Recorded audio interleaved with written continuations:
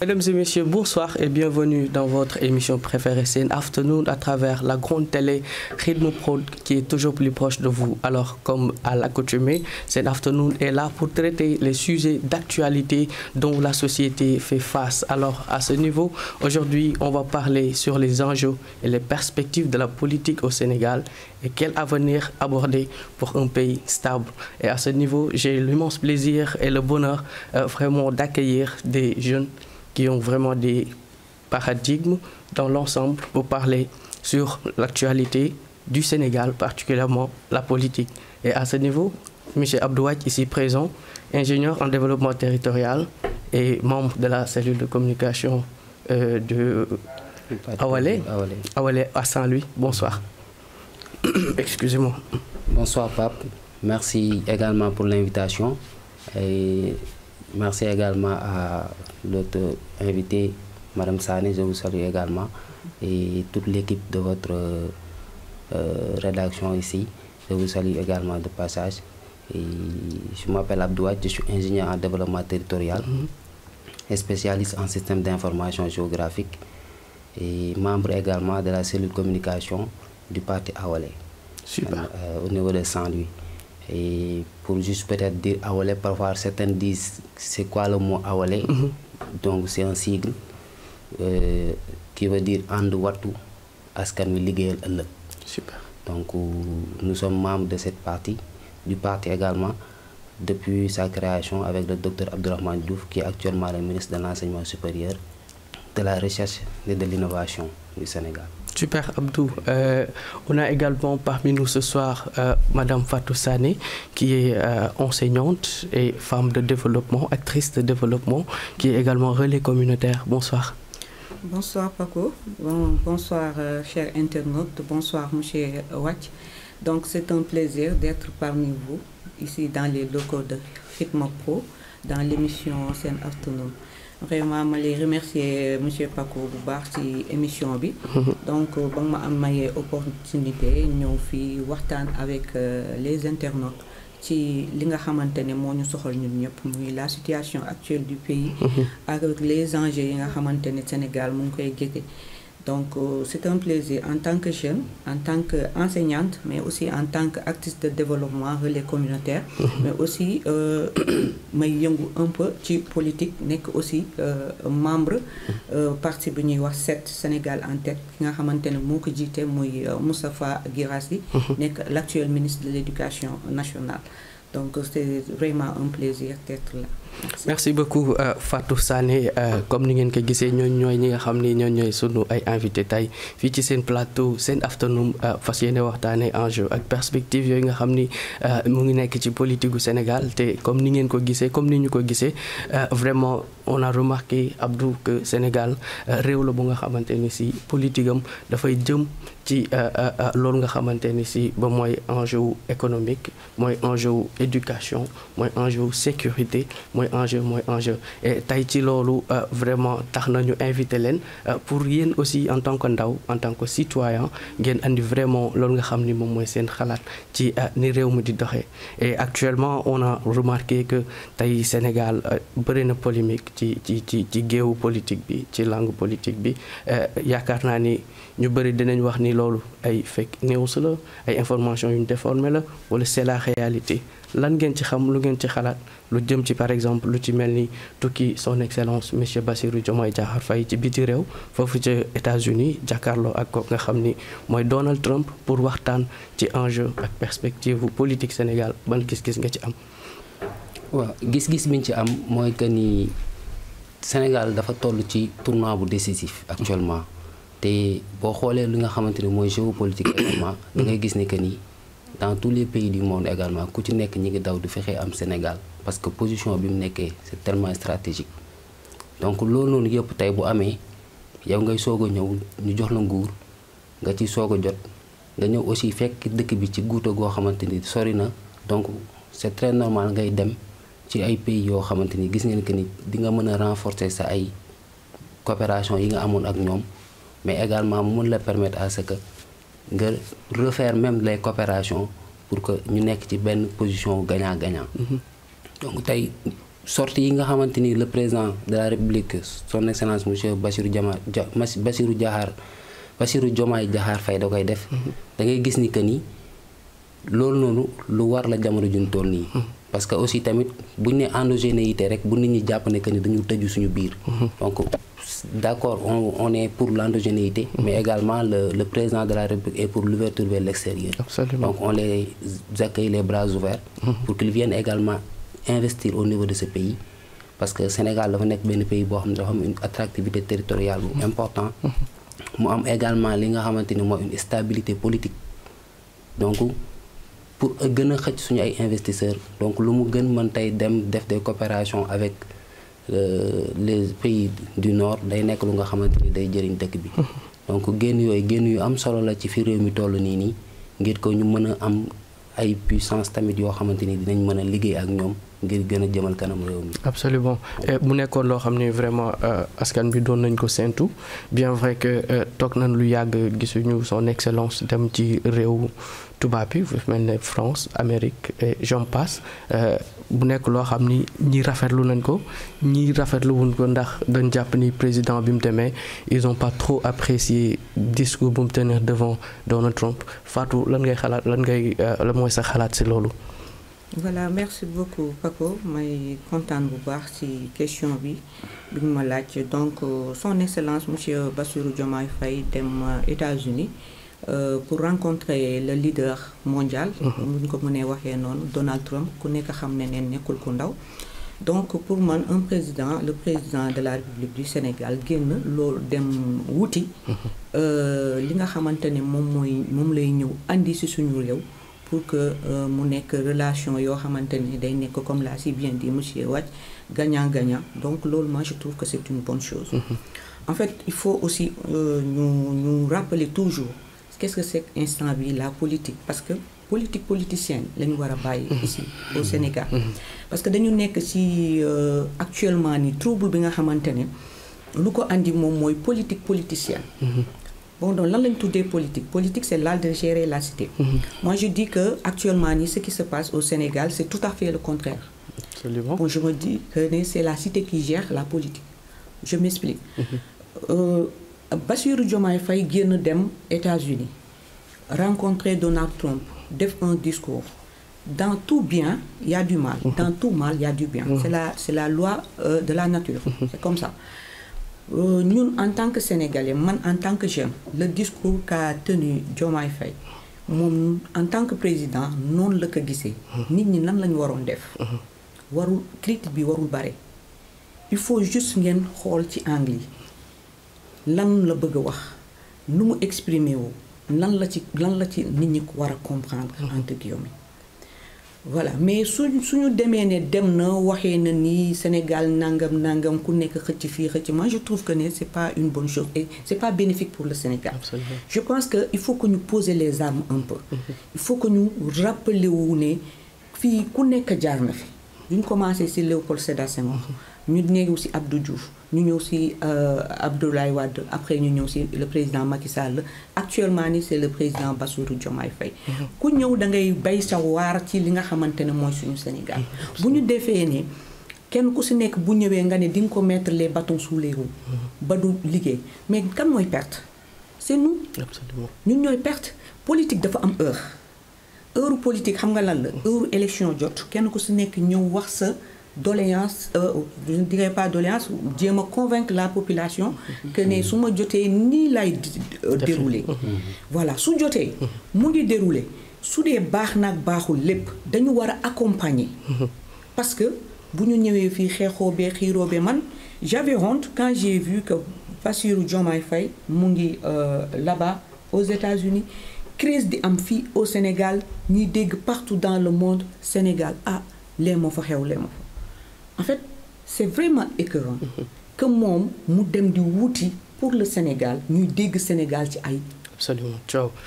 Et on a également remarqué aussi ci boobu tukki nga xam ni président amaloon na ko foofu ca Amérique on a senti l'haleine de certains opposants si je pouvais m'exprimer ainsi ku ci mel ne monsieur Barthélémy Diaz dégg nañ ko mu tenir discours disant que le président dem ba jàkkaarloo ak Donald Trump di ko wax ay histoire de terrain de golf et que mu bàyyi ci réewum famine bàyyi ci réewum xiif bàyyi ci réewam ay xale yu amul xëy et tout lan ngay yëy yàbbi ci loolu wàcc. bon xam nga comme ni ko Fatou waxee léegi rek c'est-à-dire que parfois les opposants ils sont dans leur rôle mais parfois dañuy exagérer parce que mën nga nekk ci sa rôle pour di def yenn yi nga xamante ne mooy pour se faire un nom wala pour peut-être critiquer pour bañ a bàyyi l'espace politique mu vide. mais c'est bien beau de critiquer mais parfois nga def des critiques constructives da ci am solo.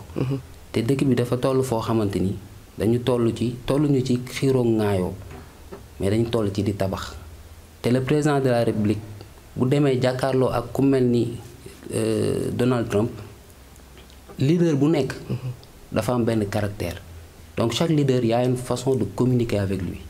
dafa am ñoo xam ne suñu nekkee des leaders yoo xamante ni c'est des leaders dictateurs. yow da ngay mën am benn façon de communiquer avec eux. et tey boo xoolee sur sa communication da ngay gis ni que ni li mu doon def dafa xool Donald Trump li mu gën a soxla parce que actuellement ñu ngi wax ay prix de la paix. donc mu nekk loo xam ne leer na la ne que ni actuellement lii Donald Trump doon def au niveau géopolitique li mu doon def au niveau mondial yëpp surtout l'affaire avec Israël da ngay xam ni que ni. ñu bëgg ne yow yaa indi paix au niveau de l'Israël entre l'Israël et l'Iran donc moom li mu bëgg instant boobu mooy gagner ce prix. mais nit ki boo demee ci moom yaa ko soxla yenn saa yi da ngay def loo xam ne da ngay jaayaale sa bopp jaay sa réew. mais am na ñoo xam ni Abdou Baal ma dagguma la dañoo yaakaar ni discours président bi dafa xaw a dëgërul daal le fait que il trouve que le président Diomaye dafa nekk di flatter Donald Trump ñoom pour ñoom gisewoon juste pour rebondir sur idée boobu nga joxe comme quoi que dafa jël angle bi nga xam ni yaakaar na ni mooy gën a baax pour waxtaan ak un leader comme Donald Trump. est-ce que dafa waroon dëgër d'ailleurs am na ñu gis ni pourquoi président dem tenir ce discours ci gannaawam premier ministre am génn def benn discours bu disant que voilà problème autorité la réew mi am lan ngay wax ci loolu Abdou. bon mooy li ma la wax léegi rek c'est-à-dire que moom li mu def noonu dafa soxla tey jii nii am ay puissance bu mel ni tey États-Unis mu ñëw mën a investir ci dëkkam soo xoolee ci président yi fa nekk yépp le discours de Donald Trump ne tournait que sur li nga xam ne moom la Diomaye Faye wax. waxul ak beneen loo xam ne sur les autres discours des autres présidents ça veut dire que ni kon li mu bëggoon cette écoute qu'il voulait am na ko ci Donald Trump. donc man ci angle bu positif boobu laay gisee le discours qu'il a fait parce que tey jii nii c'est dëgër baax na yenn saa yi nga fëgg ci table bi wala dara mais aussi day am foo xamante ni boo fa tollee. nga toog également war a mën a toog waxtaan ak nit ki pour xëccu ko mu ñëw ci sa dëkk mën a investir ci foofu noonu soxlawul ngay ñëw di. xëccu wala di dëgëral wala dara. da ngay xool naka ngay naxantee bu mën a toj bopp ji nax. noonu lañ koy waxee. absolument mais du fekk ne da ngay ñëw rek ne da ngay ñëw dóor ci table bi ne lii laa bëgg ñu doxee ko nii wala nangam. mais loolu tey jii ni mu ko wax et dafa nekk loo xamante ni tey affaire golf boobu muy wax. mais Saint-Louis peut en bénéficier. parce que su boobaa y a l'aéroport qui est là Saint-Louis qui est une ville touristique tey loolu day nekk loo xamante ni au niveau économie locale de Saint-Louis mais ça peut même. nekk loo xamante ni benn moteur même buy yëkkatiwaat tuuti l'économie locale de Saint-Louis actuellement. le secteur touristique aussi. voilà et le secteur touristique. donc tey yooyu noonu tey mu wax et du question de day ñëw rek su boobaa bu ñu paree ñu ne ci coopération bi ñu am ci loolu rek lay tënku. dina am ci yeneen yoo xam ne day élargir. sur le domaine militaire. sur d'autres domaines également de la vie. absolument voilà. Et c'est important Fatou lan ngay wax ci li monsieur Wathie wax. voilà merci beaucoup bon lu mu si wax loolu la effectivement. donc on a besoin de vraiment de stabiliser et surtout le domaine économique. domaine économique bi surtout. voilà moom gisul ne dafa war a ñëw dëgëral dafa gis ne dafa war a wàcc parce que Donald Trump ku ko xam ne kenn du ko affronter noonu. c'est un leader et c'est un leader ku ne xam na nu mu bindoo. donc doo ñëw naan yaa ngi dëgëral ci côté am. vu que yaa ngi yor nekk ak sa yeneen homologue yi nga xamante ni c'est des présidents africains.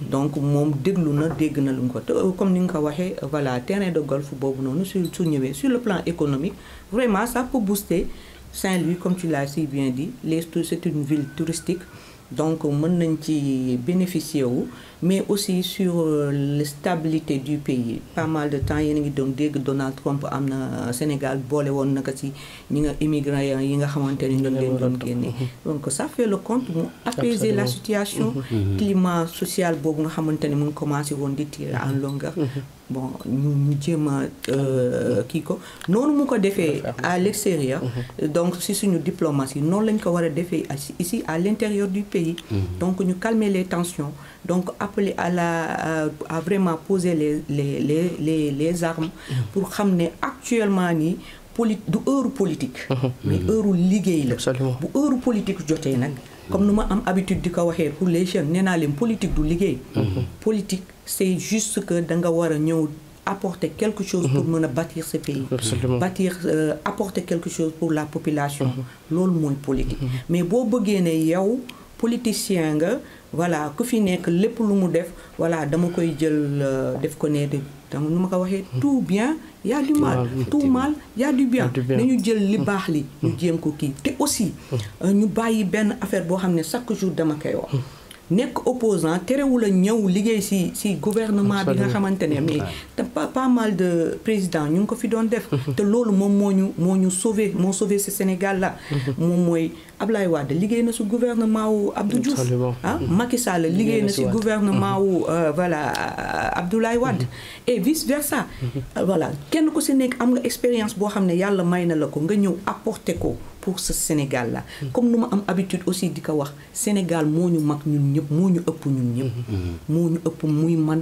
muy la personne du président muy la personne des opposants Sénégal moo ëpp loolu yëpp bu heure liggéey jotee il faut poser les armes vraiment ñu ñëw apporter suñu gain kenn ku ci nekk ñu main dans la main ñu relever ce défi-là qui nous concerne absolument qui nous concerne nous tous absolument comme elle l'a si bien dit savoir cerner le bien du mal c'est important Abdou parce que tey tension yi on le remarque on constate que dafa mel ni toile bi dafa gën a yëngatu et juste ça va dans le sens de mélanger les choses tey ñu bëri xawma ndax il préfère ou il souhaite gis litige entre le premier ministre et le président de la République tey Ousmane Sonko def na sorte il y a de cela moins de 5 jours pour parler pour wax gis-gisam ci politique gu Sénégal ñu bëri jël loolu def ko comme alarme comme arme pour jaxase xelu nit yi loolu lan nga ci andi comme leeral Abdou parce que foofu laa gënoon a dugal question bi mais déggaatuguma ci lu leer pour ñi seetaan bon loolu li ma ci gis mooy que ni Ousmane Sonko déjà tribune bi mu doon waxee nekkul woon tribune boo xam ne foofu c'était le premier ministre qui parlait parce que lépp loo gis dañ koy contextualiser ci ban contexte la nekkoon mi ngi nekkoon ci contexte parti Pastef ñu taxawal le conseil national du parti donc kon buy wax ak ñi nga xamante ni ci biir parti am lañ nekk mu am ay gàkk-gàkk yu am foofu noonu je pense que moom wax na et il a tiré des conclusions sur ça wax ni que ni lépp lu nga xam ne ñoom war nañ ko def pour régler li nga xam ne mooy des problèmes au niveau interne dinañ ko def et je pense que chaque parti am nga discipline de parti absolument donc ñoom dinañ appliquer loolu à la lettre léegi nag ñi nga xam ne dañuy bëgg di gis ay jiixi jaaxa ci wax ji parce que da nga xool tout le discours qu'il a fait nit ñi benn brèche lañ ci jël muy lenn li mu wax ci entre le président ak Bassirou Diomaye li mu wax avec le président lu ci mel ni crise autorité ak lu ci mel ni jox leen ma doxal je sais pas comment on peut comprendre ça bon parce que loolu boo xoolee moom laa nee na tey loolu mu wax tey jii nii keroog démb bi ba si le président génnee il a été très clair en ce sens mu ni carrément que ni le premier ministre suma xarit la réeroo amul suñu diggante lenn nag dafa am li may wax ñaari nit bu ñu àndee nekk ci kaw di dawal ñu am ay jiixi jaaxa ci nan la ñuy yóbboo bato bi fi mu jëm ñun sénégalais yi dañ ci war a sax sant xam ne ñii kon bëgg nañu réew mi ndax ku bëggul réew mi tey jii bu doon Sonko bëggul réew mi wala Diomaye bëggul réew mi kii day wax mu ne ko ok kii na wax mu ne ko ok nañ defee ni nga ko bët gisee. mais ay débat contradictoire bu amee ci ñaari nit rek c'est parce que kon même bu amee divergence d'idées après ñoom dañuy retourner waat sur l'essentiel et l'essentiel c'est quoi? C'est la population, c'est le peuple. Le Sénégal est au-dessus de leur personne. Absolument. Et ils le savent pertinemment. De ce fait, ils peuvent avoir des contradictions d'idées et c'est très normal parce que même le ministre Cheikh Diba l'avait dit à l'Assemblée nationale. ñoom dañuy toog entre ministres ñuy xëcc fii kii xëcc fii kii xëcc fii et pourtant conseil des ministres ñoom ñëppay toog autour d'une table. Absolument. Mais donc ça veut dire que ni lan ñoom ils essayent même de changer la mentalité des Sénégalais pour dire aux Sénégalais c'est pas que telle personne me dirige ba lu mu wax dama naan gongo. Absolument. Donc dama war a mën tamit parfois ñu toog si j'ai des idées pertinentes ma teg ko ci table bi ñu discuter ci avec des arguments. Absolument. ñu waxtaan ci xool si maintenant on a la possibilité de tirer sur le bon côté ñu jël le bon côté des choses et on avance. Absolument. Et loolu mooy lu ñuy xaar également ci jiitu réew ak son premier ministre en tout cas Sénégalu ñëpp la. Et comme ni ko Fatou Sané waxee nañu xool li koy doxal. nañu xool li koy émerger ñu nekk ci au lieu de ñu topp futilité yi. Moi je trouve que manipulation bi dafa excessive. Ça connaît une croissance fulgurante. On voit que beaucoup de gens sont mal orientés ou mal informés juste parce que comme ni nga wax am ñoo xam ne dañuy gis benn fait ñu déformer ko à leur guise pour mën a yàq xelu ñu bëri. Et d'où l'importance de votre présence ici ce soir parce que am na ñoo xam ni ñoom xamuñu loolu. ñoom lu ñu dégg rek dañuy jàpp ni loolu mooy réalité dañuy jàpp ni réew mi foofu la toll et c'est important encore une fois ñu ànd ci ak sunu invité yu yanj yu xarañ yi vraiment à ce que ñu andil ñu des explications très claires. Enseignante Madame Sané, on voit que élèves yi tey ñoo ngi dem ci BFM bi brevet bi d'ailleurs ñu si profito di leen souhaiter vraiment bonne chance di leen wax ne rek rester serein et vraiment ngeen focus ci seen objectif moom mooy loolu nga xam ne mooy épreuve yi leen di jox ngeen def ko ak dal su ko defee lépp dina baax. Donc on a remarqué que le ministre Abdourahmane Diouf fan yi jàkkaarloo na ak way taskatu xibaar yi nga nekk ci parti Awalé bu Saint-Louis yan leeral nga ñuy andil ci loolu ak lu ko waral. Paraît-il que enseignement supérieur bi dafa am ay problème waaw ou déet yan leeral nga ñu ci andil jëm ci loolu nga xam ni Abdourahmane def na ko comme sortie. Bon Abdourahmane li mu def déjà c'est une commande du président de la République muy li nga xamante ni moom la Sénégalais yëpp également di xaar ci sunu ay njiit muy réformer tous les secteurs.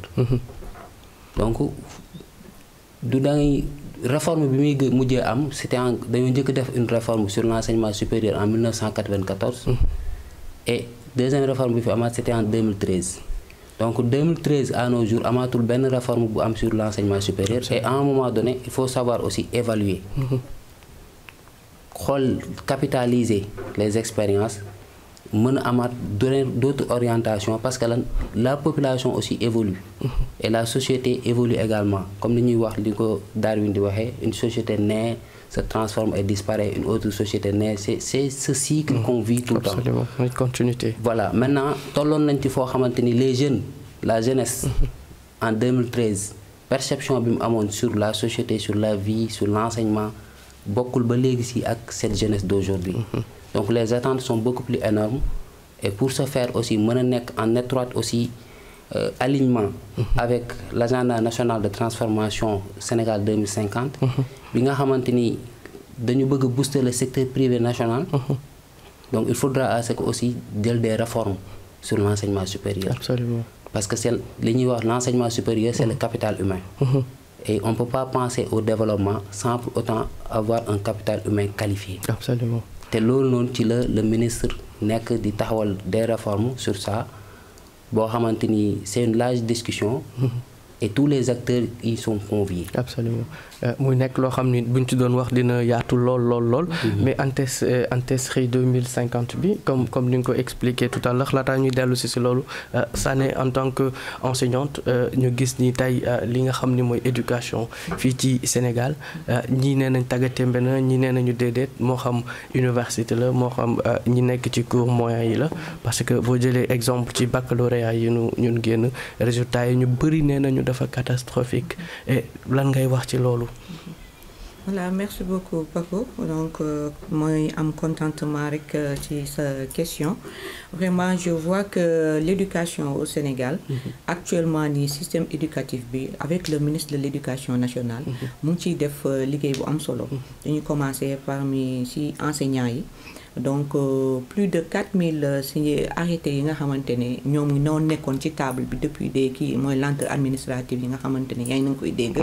Donc les enseignants instant bu nekk ñu ngi ciy wax di ko ñaxtu parce que aussi dafa bokk ci li nga xamante ne seen cursus la pour ñu mën a avancer. Donc ba mu toogee lu mu njëkk def moom mooy lépp lu mu fekkoon ci table bi mu nekk des arrêtés des actes et autres mu def ko mu féete boor signé ko. Donc ñëpp ñi nga xamante ba 2022 ñi nga xamante ne defoon nañu seeni CAP diplôme kii yooyu professionnel yi génn na. Donc loolu liggéey bu am solo la. Et donc depuis que Abdou Diouf ba léegi corps enseignant bi loolu la doon jooy. Donc loolu waxatuñ ci. Beneen affaire bi moom mooy le système éducatif en tant que tel.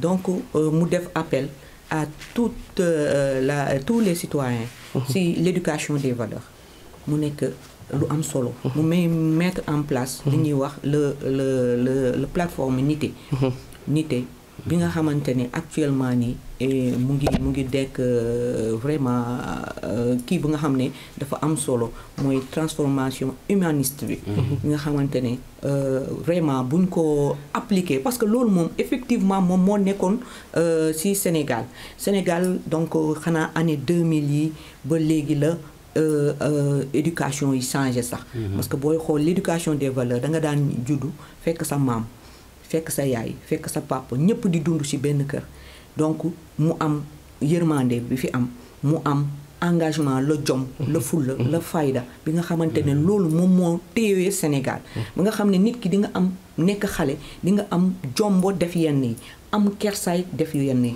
donc loolu noonu mu wàcce ko nekkatul sax système éducatif rek mais mu wàcce ko dans les ci daara yi wàcce ko ci communauté bi donc loolu noonu buñ approche boobu buñ ko appréhender la population appréhender ko donc je pense que le système éducatif dina amaat beneen tournure et aussi c'est ça vraiment parce que mënoo éduquer dem école rek ñëw éducation cursus la day commencer ci parent bi ca kër ga ca ba muy xale bi ba muy nàmp ba muy màgg ba muy dem jardin d'enfants dem école primaire dem cursus boobu yëpp avec le plan le plateforme Nité mu ngi koy mettre en place donc l'éducation des valeurs loolu la ñu war a delluwaat bu ñu kiyaatee loolu les examens qu'on nous dit là baccalauréat bi et tout mais daf ci def lu am solo yi mooy y a plus de tricherie ku tricher ku yaakaar ci tricher pour dem da ngay il a mis sur place des sanctions yi nga xamante ne mais tout le monde dañ ci war a d'accord parce que pour lan yow nit ki nga xamante ne pendant plus de 10 ans wala mu topp kursam jàng ba kii kenn koo xamante ne xëy na moom mu ngi doon topp leneen benn kii ñëw ñu baaxee ko plateau sur table après mu dem am bagam moom mooy dem université moom mooy nekk médecin moom mooy nekk mais si cette kii boobu amuñu éducation de qualité boobu ñuy wax mais ñun lan la ci société lan lay nekk donc et on est bien d'accord que ne vraiment mu dëgëral ci côté boobu noonu mu dëgëral bu dee loolu la ñuy wax ne avec moi je vois que ne voilà tout est clair et tout est net vraiment ñu dem examen on n'a même pas benn nit bu nga xamante sax wax nañ ne voilà kii jàpp nañ ko mais depuis temps kii yu bëri dañ daan dégg des kii par l'Afrique qui par là des choses comme ça voilà mais vraiment je pense que dañu war a jàppale les ñi nga xamante ne ñoo fi nekk di def liggéey bu am solo ma waxal la beneen li nga xam ne dafa rare mooy jour examen les 2 ministres trois ministres wàcc sur le terrain dem xool ce qui se passe parce que soo nekkee ci kaw rek doo xam ce qui se passe à la base te mu dem au fin fond fi nga xamante ne foofu la Sénégal éducation gënee métti mooy à l'envers Matam Podor foofu noonu dafa métti ñëpp xam nañ ko les enseignants qui sont là-bas dañuy sonn les abris provisoires macha allah mu signé benn pacte avec le ministre de kii non mais vraiment c'est à saluer. Donc su nit moom bon contre nu ñu koy waxatee nit bu amee mën nga def benn affaire nit dañuy critiquer mais il faut critiquer positivement et aussi boo critiquer boo teggee dara da nga fay teg dara man loolu laa wax ne bu ñu koy def xëy na Sénégal dina mais da ngay teggi dara doo fa teg dara. Absolument. Donc loolu aussi c'est important Abdou comme ni nga dégg Fatou waxee muy lu am solo loo xam ni vraiment mérité na nit ñi bàyyi ci xel bu baax parce que comme j'ai toujours l'habitude de le dire day am ñoo xam du ñuy faral di jot les bonnes informations et ça c'est important Fatou li mu joxe comme information ci beneen wàllu bi comme seen ancêtre bi fan yi ñu gis Abdourahmane bi mu jàkkaarloo ak taskatu xibaar yi ñu dégg ci ay kàddoom mu xam leen ni ñoo ngi waaj taxawal yeneen ñaari université dolli ko ci université yi nekk fii ci Sénégal lan nga ciy wax parce que ci loolu am na ñoo xam ñi ngi wax ni peut-être manque d'université moom moo tax dafay jouer ci loolu nga xam ne mooy baccalauréat yi les résultats sont très catastrophiques lan ngay wax ci loolu. Bon comme fi mu daanelee rek laay wax parce que tey soo xoolee li ministre de l'éducation nationale di def ministre de l'enseignement supérieur da koy def une continuité. Parce que tey jii nii bu ñuy wax comme les sociologues dañ naan la socialisation. tey socialisation primaire bi mooy lii am kër ga ak lii am ci école bi mooy première phase socialisation wu doomu aadama. mais bu demee nag ba nga xamante ni dafa toll ci phase maturité mu génn di commencer dem léegi à l'université mooy léegi foofu dafay amaat beneen socialisation secondaire. boo xam ne moo koy jox foofu yeneen li mu fay jàngaat leneen lu mu fay xamaat wala dara. léegi nag tey jii nii ministre bi li mu def keroog avec l'ANTESRI c'était benn déjeuner de presse boo xam ne da ko permettre à ce que mu mën également orienter la presse à ce que ñu dem vers la bonne information. Absolument. Orienter leen à ce que ñu dem vers s'informer pour aussi mieux informer parce que parfois ku déglu opposition yi day mel ni que ni le gouvernement def fi dara alors que ils sont en train d'abattre d'énormes choses. Maintenant, ça nécessite du temps, ça nécessite de la patience pour mieux faire les choses. Mais également, il faudra que la presse ñu dem vers cette information mën a joxe la bonne information. Absolument. te ci loolu la leen woowoon moo waroon exercice boobu mu def. pour exposer leen d'abord le constat qui s'est fait c'est comme un diagnostic. ñu ñëw ñu ne xool nañ mais bu ñu xoolee gis nañ que ni université yi lii moo fi nekk étudiants yi lii moo fi nekk. privé bi lii moo fi nekk defal leen ci pàcc bu ci nekk jox leen les chiffres. parce que aussi Sénégal ñu dañu am problème avec les chiffres. Super. parce que nit ñi duñu am les bons chiffres. mu jël nag les chiffres les véritables chiffres. mu jël ko tegal leen ko sur la table. pour que tey jii nii pour mieux planifier il faut nga xam exactement lan moo fa nekk d'abord. nga soog a xam na ngay demee jàll ci leneen. Absolument. loolu nag la leen woo. aussi mu jox leen une information par rapport ak 2 universités yi nga xamante ni muy université bi nekk au niveau de Tambacounda Sénégal oriental. ak bu Matam bi nga xamante ni actuellement les travaux sont avancés na bu baax maintenant ces 2 universités yoo xamante ni dañ koy jël ñu dolli ko également ci. suñu gap bi ñu am tamit au niveau de l'enseignement supérieur parce que on a que 8 universités publiques partout dans le Sénégal. Voilà, partout dans le Sénégal alors que actuellement bu dul dara rek chaque pôle territoire war na am université bu ko accompagner sur la recherche sur l'innovation sur également la formation les de unités qualité de formation et de recherche. Voilà parce que loolu noonu mooy permettre à ce que tamit territoire boobu noonu pôle bi université bi aussi ñi ñu fay former mën a am vocation wu pôle bi ñu mën ko accompagner après. Absolument parce que loolu aussi day xaw a yanu maana parce que boo xoolee université yi te dañ fay remarquer benn promiscuité boo xamante ni si franchement ça saute à l'œil nu donc beaucoup de gens comprennent que université yi mënatul abriter des étudiants ci seen ay logements parce que fees na del et tey loolu ñu la wax ni la loolu moo répercuté encore une fois ci correction nañ ma baal parce que y a des élèves yoo xam ni voilà c'est un message qu'ils m'ont donné pour dire que oui Pape il faut que tolérance boobu nga waxal nu ko bu baax a baax parce que ñàkk espace parce que tey étude booy am niveau yu ci bëri soo leen joxee bac amoo foo leen def peut-être am ñoo xam duñ mën a dem defi formation privée donc loolu Abdourahmane wax comme projet c'est vraiment lu ñuy xaar encore une fois et lu ñu bëgg aussi mu am ci anam yi gën a brefé la parce que c'est urgent c'est un message que je lance au monsieur le ministre Abdourahmane Diouf à ce que ñu gën a gaawal chantier yooyu nga xam ni moom mooy université yooyu afin que ñu mën a abriter ñooñu nga xam ne mooy bacheliers yu bees yi nga xam ne ñoo fi nekk Fatou lan ngay wax ci loolu. Voilà, merci beaucoup Paco. Comme ni nga ko waxee rek monsieur Wathie l'a si bien dit. ñu ngi nekk ci benn liggéey nag comme ni nga ko waxee donc bu ñu commencer il faut du temps. donc munoo ne da ngay tabax da ngay ñëw rek def fondation rek mu jóg. donc il faut que mu am ay diagnostic. donc ñu xool les allants et les aboutissants boo bëggee am liggéey de qualité. voilà donc université yi moom wax na que am na benn bu nekk Matam boo xam ne c'est très avancé.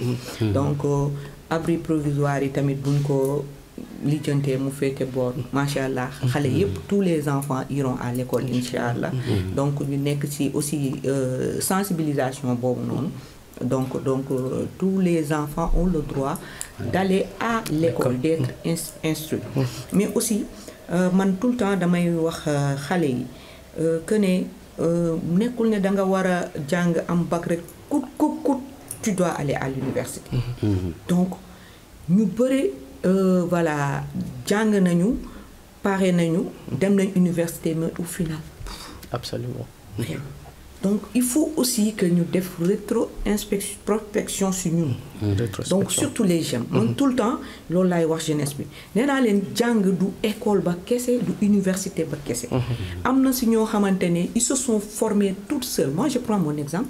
je me suis formée toute seule. super dama demee bac. def une première fois. échoué dama dem Tigo. absolument dem Tigo liggéey am fa sama CDI. sama CDI bañ ko bloqué ba ñu demee ne Tigo n'existe plus et tout genre yooyu noonu bañ ma fayee sama droit. ma dem defi formation. super enseignement. j'ai eu mon CAP. super.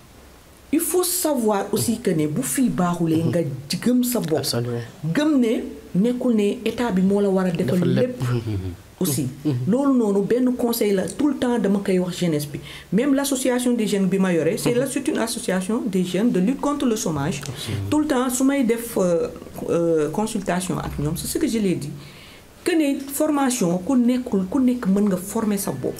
waxal filière bi laa bëgg nga oser il faut aller vers là. l'audiovisuel est là. 3FPT mu ngi fi man may nañ ma fi pas mal de jeunes yi nga xamante ne 3FPT ñoo ma leen formel. ba mu leen formé dama leen jël ne leen association bi moo dem wuti ñëw ngeen formé wu ñu formé leen vous allez former les autres jeunes. donc dans la vie il faut oser. l'éducation ce n'est pas que ne gouvernement bi bu ma defalul rek man du ma am def naa bac. am naa awma mais tu as le niveau parce que bac aussi c'est pas donné à tout le monde da ngay gis ne nit ki dafay craque jour boobu du nekk. voilà après lan la voilà il faut que nga oser surtout man loolu laa leen di wax oser gëm sa bopp ne lii dañuy dem université des fois dañ fay feesal néegi voilà. les universités sont remplies comme ni nga koy waxee souvent dama leen koy tooñee yéen a ngi lekk suñu kii bi argent bi nga xam ne waroon nañ ko peut-être yóbbu dans l'entrepreneuriat affaire yooyu ñu jox leen ko après yéen a chahuté voilà. absolument tout le temps loolu laa leen di tooñee quoi voilà mais il faut aussi ñu jàngal leen les jeunes. les étudiants et autres ñu jàngal leen ñu jéem a formé wu seen bopp wax ne filière bii laa bëgg damay dem wuti ñëw defar sama bopp parce que avenir bi sa avenir la aussi voilà. absolument. aussi benn mbir laa ci bëggoon wax rek. pour peut-être cri de cœur bi nga lancé je sais que Abdourahmane comme li may wax rek. déjà doomu daara la. mu jugee tey jii nii ci daara ba yegg si fi mu yegg si xam nga kon kooku am na loo xamante ni pour téye ay ndongo. du ko jaral. absolument. et Sénégal boo xoolee 286 000 étudiants la am. alors que même ci norme bi les gens dañ ne norme bi il faut que nga yegg même 300 000. 300 000. et ñun donc yegguñu sax 300 000. donc tey mënoo am gab boobu di def peut-être bac bi muy saf pour ngay kale yenn étudiants yi wala dara. donc li ngay bëgg sax mooy am le maximum d'étudiants parce que da ngay dem dans les autres universités ils forment 300 000 ingénieurs par an. absolument. alors que nous on n'a même pas cette possibilité. des milliers d'ingénieurs les gens la forment. kon ñun tey bu ñu xamante ni dañu am ay jeunes. ñoom ñuy jàng nekk bac moo musul tamit moo nekk examen boo xamante ni lam la naan c'est ton premier diplôme à l'enseignement supérieur. C'est un diplôme très sérieux. Voilà, donc c'est très sérieux. nekkul comme loo xamante ni aussi da ngay tëb ñëw tamit am noo ko defee. am ko wala ñenn ñi jàpp ne chance la mais dama gëm ni nit ki looy am danga ko war a mérite. Absolument. donc nga jàng def li la war suñu borom bu la si dimbalee nga mën a ci am ndam li nga ci bëgg. Absolument. donc loolu mooy li nga xamante ni am na ci. et comme li ñuy wax rek gis nga université yi aussi tamit. il faudra à ce que au niveau de la gestion sociale ñi nga xam ne ñoo fa nekk ñu jël certaines dispositions. parce que parfois tey da ngay xool dans beaucoup d'universités peut-être UCAD l'a réussi. mais da ngay dem sur beaucoup d'universités on maîtrise pas l'information au niveau de l'université. xamuñu kan moo dëkk ci chambre yi. est-ce que réellement chambre yi naan dafa fees étudiants yi amuñu fi est-ce que ñi fi dëkk réellement ce sont des étudiants. Absolument. Ça, parce que nit ñi ci codification yi rek la ñuy yem soo jëlee l'exemple de l'UGB. man fa laa jàngee. man tey nekk naa ci village boo xam ne nekk naa fa ba jóge fa te sama tur musul nekk ci feuille kurus pour ñu xam ne sax dëkk naa ci chambre bi. kon man foofu nan la nit mën a amee une traçabilité que ni kii jaar na ci chambre bi. Absolument. donc il faut que ñoom aussi tu veux insinuer par là que ñeneen ñu dul étudiant mën nañ ñëw dëkkee seen chambre yi. ah mais bien sûr parce que tey bu fekkee que ni les gens ne maîtrisent pas ñi dëkk ci biir chambre xamuñu ñan la. mais man mën naa nekk foofu codifié di fay chaque fin du mois sama benn xarit bu jógee Dakar am lu muy def si fii nii ma jox ko chambre mu dëkk fa. Absolument. pendant ce temps des étudiants sortent ici nekk ci dans les rues. nekk ci amicales yi aussi ñuy débrouiller wu pour xool nañ leen di loger di louer ay appartements yoo xam ne ñoom ils ne sont pas en mesure de le payer parce que les collectivités territoriales ne les appuient pas. donc il faudra à ce que tamit au niveau des directions des œuvres universitaires ñu xool aussi des réformes par rapport intérieur. au niveau de l'intérieur ñu xool ay réformes pour am une maîtrise parfaite des informations sur les chambres et au niveau de l'université dans sa globalité. Absolument, et c'est très important. Et comme monsieur le ministre nous ko déggee ci sortem bi je pense qu'il a bien parlé sur ces problématiques-là qui gangrènent les universités. Et par là, est-ce que il a parlé sur les problèmes de bourse avec les étudiants ou pas? Bon, pour les problèmes de bourse c'est un sujet boo étudiants yi seetaan xam naa looloo leen di gën a ñor quoi. bon am nga question bourse bi les étudiants parfois comme li ñuy wax rek y a beaucoup de désinformation au Sénégal. nit ñi dañuy dégg ñu ne ah mi ngi wax ci bourse yi rek ñu dem ne way bàyyil bourse étudiants yi bàyyil mais Abdourahmane a bénéficié de ces bourses xam na li muy jëriñ parce que UGB bi la nekkoon. jugee Rufisque nekk doomu daara ñëw jàng ci dal université xam bourse bi lan la ko doon permettre. au-delà même de lim nga xam ne moom la doon gérer lim ko doon dimbalee au niveau de l'université xam na lan la ko doon jëriñ ci dundam. kon kooku ki xam cette sensibilité du moom mooy taxaw ne il faut imputer ça aux étudiants.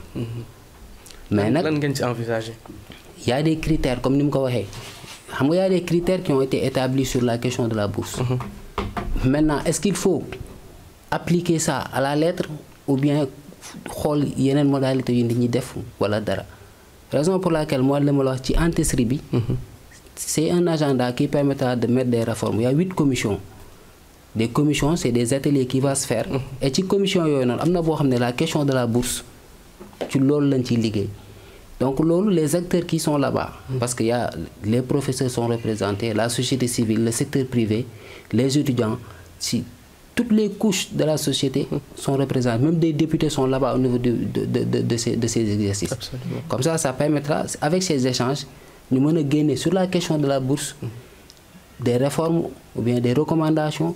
Et après, avec le ministre, on verra avec le président comment est-ce qu'il faut faire maintenant pour suivre ces recommandations. Absolument, absolument. Voilà. Et c'est très important. Fatou, dafa am loo bëgg dolli ci loolu wala sinon temps bi mi ngi ñuy xëy. Voilà, juste que si affaire bourse bi rek laa koy wax. donc moom monsieur Wathie. ngeen vraiment voilà c'est un cri de cœur hein. pour les étudiants il faut que ñu jàppale leen ci parce que des fois nga gis des étudiants yi nga xam ne dañu jóge ko fii à Saint-Louis. musuñu génn musuñu dem fenn. ñu yóbbu leen par exemple Ziguinchor. donc là-bas ñu am problème logement. am problème comme ni nga waxee léegi territorial la na appuyé. voilà xale yi foofu noonu dañuy dem ba seen jàng bi sax duutu ko jarate. voilà parce que dañuy sonn foofu tellement xamuñu fa kenn vie boobu fii ak foofu noonu duñu benn. donc aspect social bi et tout donc vraiment bu ci mënee jàpp ay tamit nu mu gën a gaawee. parce que vraiment les étudiants en ont besoin. Absolument. Donc comme ni nga ko waxee aussi modalité yi et tout loolu aussi c'est bien bon mais daal na ko def daal mu nekk cheval de bataille pour mën a aider le maximum daal. Absolument. En tout cas c'est très intéressant antécédé bi comme ni ko monsieur Abdou Wathie waxee ici présent mu nekkoon sortie bu nga xamante ni c'était vraiment riche en échanges et d'informations et loolu mooy li ñu doon waxtaanee léegi c'est hyper intéressant nit yi encore une fois nañu dem vers la bonne information. Comme ça dina leen permettre ñu mën a am stabilité ak xel mu dal ci ni réew mi di doxee donc tey mooy loolu nga xam ni loolu lañu doon waxtaanee ci première partie bi concerne vraiment actualité politique ci son excellence monsieur Bassirou Diomaye Diakhar Faye ak son premier ministre Ousmane Sonko. Ci deuxième partie bi on a parlé de l'enseignement supérieur au sens large du terme mu ànd ci ak sama naataango yu macha allah yi donc Abdou soo doon jox message à cette jeunesse à ces élèves à ces enseignants à ces étudiants qui te regardent lan lay doon le message. Bon le message day nekk lu nga xamante ni nous sommes tous des jeunes. te comme ni ñu wax on a été étudiant. on a été à l'université Gaston Berger. on a quitté Dakar pour venir à Saint-Louis. donc on a vécu avec les étudiants. li nga xam ne moo ci am mooy que ni lenn la jamono bu tollee fenn fii il faut aussi avoir cette capacité d'adaptation. am une forte capacité de résilience bu la mën a permettre à ce que nga mën a dund malgré les difficultés que nous sommes en train de vivre dans ce pays. parce que dëkk bi ñun ñëpp ñoo ko bokk te bu defaroo je pense que ni ñoom ñii nii nekk les ministres et le président de la République pratiquement seen wàllu wéy na. Absolument. donc tey ñoom luñ ci taxawal rek buy defaru tey ñun lay jëriñ na ci ndaw yi ñëw jàpp.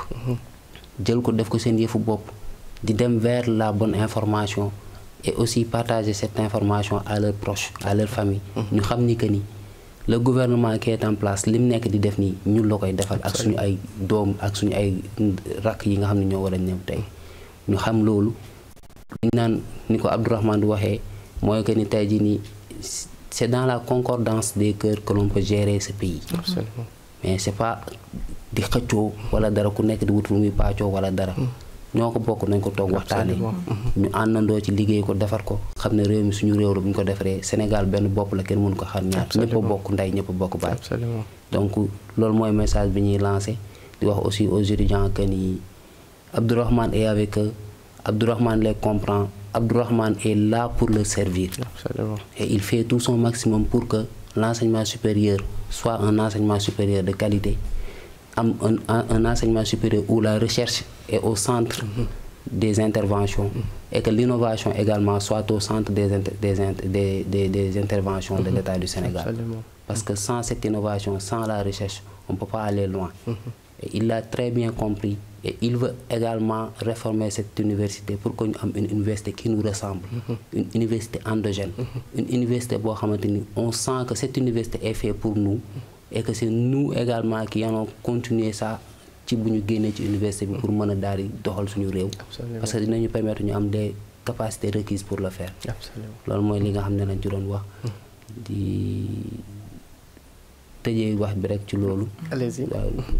Loolu ngay tëjee.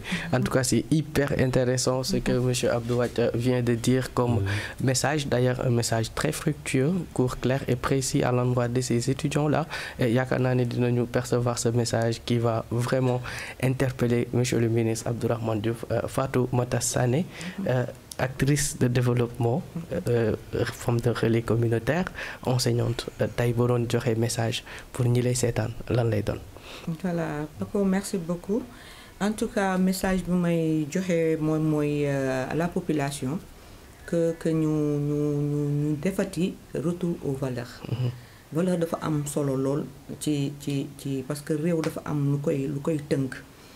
ma ne dama naan diggante Bassirou Diomaye Faye ak Ousmane Sonko bu ñu ñaan yàlla Sénégal bu mu ñaan yàlla seen diggante xajam parce que du suñu intérêt tout le monde nag que ce soit l'opposition que ce soit mu nekk les gens du pouvoir parce que ñoom actuellement ni ñoom ñooy les leaders ñu nekk ci kaw ku bëgg ak ku bañ ñoom la fi yàlla teg donc du coup dañu war a ñaan yàlla seen diggante chaque jour parce que loolu ñun ay jullit lañu ay pratiquants lañu.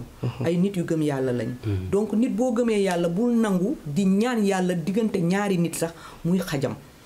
te aussi comme l'a si bien dit monsieur Wathie dañu war a jàppalante que mu nekk jeune mu nekk femme mu nekk vieux ñëpp nañu ñëw xam ne politique dafa am heure fal président bu jotee heure boobu dañuy politique parce que dañuy politique pour ñoom kenn ku si nekk gañ yi yéeg heure fal maire localité yi kenn ku si nekk da ngay ñëw li heure boobu bu jeexee jeex na li si des moom mooy ñun ñëpp dañu war a ñëw sumandoo ku mën a ku mënul ñi mën a ñaan ñu ñaan ñi mën a bale ñu bale ñu mën a fóot ñu fóot ñu mën a weer ñi mën a def ku nekk la nga ca mën a def rek nga def ko pour le bien du Sénégal parce que ak gouvernement bi kese mënul dem ak opposition bi kese du dem ak société civile bi kese du dem pourquoi pas tout se retourner parce que ñun ñëpp on est des Sénégalais ñu retrouver wu autour d'un idéal qui est le Sénégal ñun nga xam ne mu Sénégal bi moo ñu meññi ku si nekk nga andi si sa touche personnelle état tamit ñu xam benn affaire pour la jeunesse laay wax état mënul defar lépp de état mënul def lépp kenn ku si nekk da nga ciy indi sa pàcc la nga cay indi nag nga def lu tout ba mu ñoŋ jëm sa kanam law ca kanam éducation réew mënul dem sans éducation ñii liñ fi nekk di fi jëm muy monsieur Diouf ak monsieur Moustapha Mbamba Guirassy yooyu ñu fiy def l'éducation des valeurs def le système bu nekk système bu strict clair et net mais loolu mooy valeur bi nga xamante ne loolu fi suñu maam yi bàyyi muy am jom am ngor jomb def yenn yi ba nga xamante ne nit dina la ci gis ne accam donc loolu dafa am solo moom laay wax chaque jour dama ne surtout jeune boo nekkee jeune danga war a ñoŋ sa bopp ba ñu ne suñ la xoolee ne kii mooy diw ne diw de jàmbaar la wala diw de ak am fulla ak am fay loolu la jeune di xeex mais pas di xeex ne maa am fit maa ko sañ a def bu ma ci gisee lu sama yoon ay je m'en foutisme loolu doxalul réew encore une fois donc li may woote daal mooy esprit d'apaisement que ñu poser les armes vraiment kenn ku si nekk loo ci mën a def rek nga apporter ko si mu nekk opposition mu nekk pouvoir mu nekk société civile loo mën a gis ne lii baaxul sax pourquoi pas nga woo sa homologue ne ko bu wàcc ngi ni man tey lañ xamante et c'est sûr que ne suma étudiant waxoon dara dinaa ko woo téléphone ne ko waaw monsieur Diouf lan la wax ci affaire bii beeg bi au moins j'aurai la bonne information ma wax ko étudiant bi kenn ku si nekk si ñun noonu la war a doxee pour que Sénégal mën a nekk Sénégal bu prospère et jëm sa kanam incha allah macha allah Sénégal bu prospère bu jëm ci kanam moom la ñuy woo également ci jom fulla ak fayda comme l'a si bien dit Fatoumata Sani ici présente back to the roots retour à la percaille mu nekk message bu nga xam ne vraiment man mii di la déglu sax damay kontaan te di ko dégg franchement en tout cas di kontaan également ci Abdou Wathie ci enseignement ak information yu plausible yooyu nga xam ne andi na ko à l'endroit de nos chers téléspectateurs di kontaan également ci waa régie les génies de l'ombre ñoom nee na tey bu ngeen ñu seetaanee ñoom ñoo tax bu lépp jagee aussi ñoom ñoo tax et de passage xale yi jàkkaarloo yow nekk si caméra yi c'est des étudiants yoo nga xamante ni si dañu ñëw fii di daan seen doole di jàng def stage pour am xam-xam et ça c'est le Sénégal bi ñu bëgg mooy Sénégal bu prospère mooy Sénégal bu émerger en tout cas tey loolu mooy li nga xam ne loolu lañ leen andiloon muy les enjeux et perspectives de la politique au Sénégal avenir bi nag comme ni ngeen ko déggee sama gan yi wax nañ leen ko mooy Sénégal bu naat ànd ci jàmm ànd ci tawfeex ànd ci yenente lu baax te bàyyi yàq gi bàyyi loolu nga xam ne day féewale bu ko defee di andi fitna ñu daat koy moytu loolu mooy Sénégal gi ñu xam loolu mooy Sénégal gi ñu bëgg loolu mooy Sénégal gi ñu leen di yéene mesdames et messieurs di leen jox rendez-vous ba beneen et d'ici là prenez bien soin de vous merci beaucoup et à la prochaine.